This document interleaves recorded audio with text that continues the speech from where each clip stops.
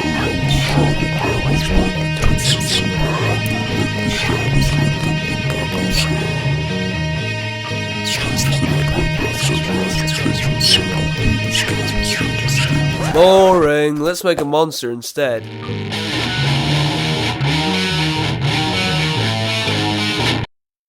When searching for inspiration for a cosmic horror, you could either try looking for real aliens, or if they're a little too hard to come by, you could try searching the deepest depths of our oceans instead. Which is where I found this little tentacular terror, the sea anemone, who I thought would make an excellent crown for the king. In preparation for the coronation, I made a base of tinfoil that I could then slap a layer of royal red clay on top of. And I actually made a smart decision here, a rare occurrence for this channel, to start adding detail to the underside of the mushroom cap type thing before doing the stuff on top, to save me some future pain.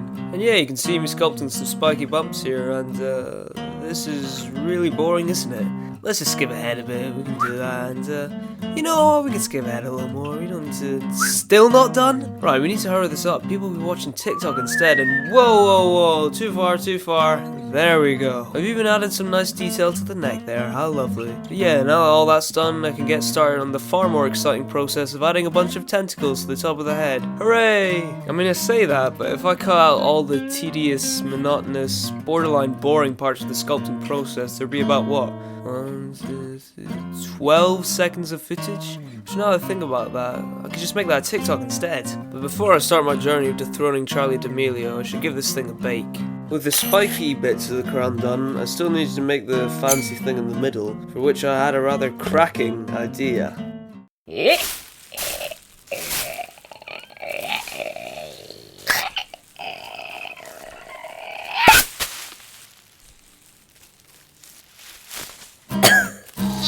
With the beacon placed, all I needed to do to finish it off was add some texture and detail. And while I'm doing that, I'll say that I quite like the idea of him having a beak on top of his head, because it means that that's not really the top of his head, but it's actually his mouth, which just makes him more horrible and wormy. At this point, I realised I should probably make him a face, which forced me to slice away large areas of detail that I'd previously sculpted to make space for the face. Oh, it just hurts my soul to watch this. All those minutes of hard work gone down the drain.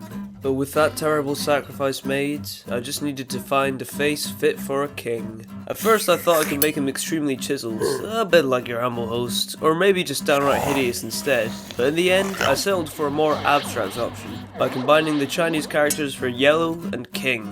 Wow, what a mind-blowingly creative idea, but how do you turn Chinese characters into a face? Well, let me show you. I started off with the Wang character, making the top stroke into a pair of eyes, the middle into a sort of skull-like nostril, and I know it should have been the vertical downstroke next if you're following the stroke orders, but I cheated a little bit and went straight to the bottom stroke, making that into a frowny mouth. So yeah, from there I just added more detail, making sure to incorporate elements of the Huang character, and I ended up making him look really horrible, which, you know, I think it suits him quite well, and jump scare! Oh, just kidding. With the head done, I was picking my brains for more sources of yellow inspiration, which is when I had the idea to use the spiked, ribbed, bumpy texture of a seahorse in the neck. To do this, I rolled out thin worms of clay that I split the neck into quarters with lengthwise, and then wrapped clay around to form the individual segments. Now if I wanted to exactly recreate the texture of a seahorse, I would have basically just smoothed it out and left it there. But I decided that it had to be visually consistent with the rest of the thing, which meant adding a bunch of lumps and bumps to this, which took absolutely ages. I think this texture alone is why this video took,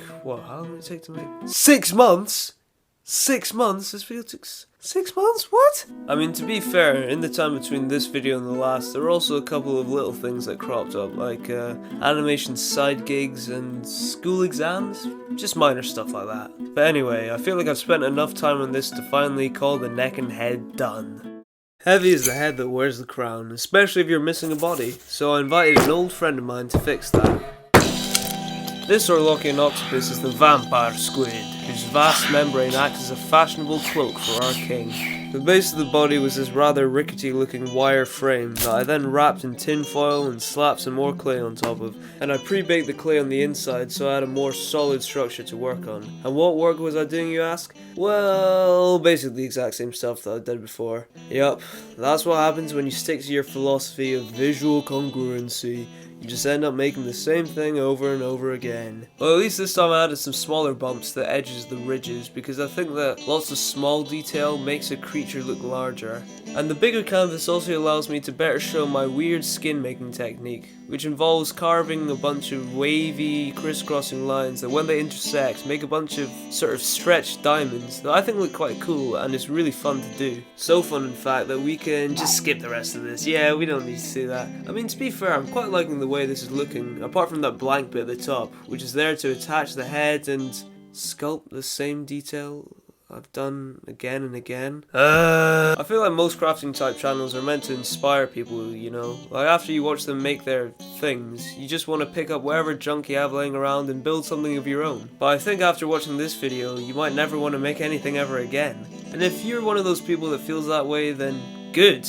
This is a horrible hobby to have. The whole time I'm doing this, I'm just thinking of all the hours of my life that I've just lost, that I could have spent scrolling through my phone instead. That would have been so much more rewarding than actually having made something. Ugh. With those completely genuine thoughts out my system, there's only one last thing I need to do before I can call this guy done.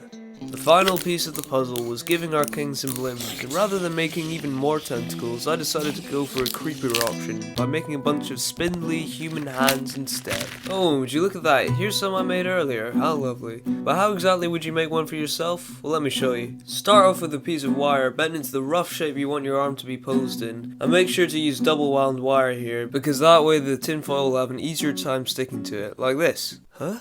That usually works. I meant like this. There we go, still got it. But you don't want to wrap too much tinfoil because you still want to leave room so you can slap on some clay. With all that out of the way, all you've got left to do is the easy part. Actually making the hands. It's so simple. Literally just stick on one blob for the thumb, then some sausages for the fingers, and that one's supposed to yeah, just make sure they're all proportioned to one another, and yeah, and then you're done. Easy. But with that last laborious task complete, we can finally take a look at the King in Yellow.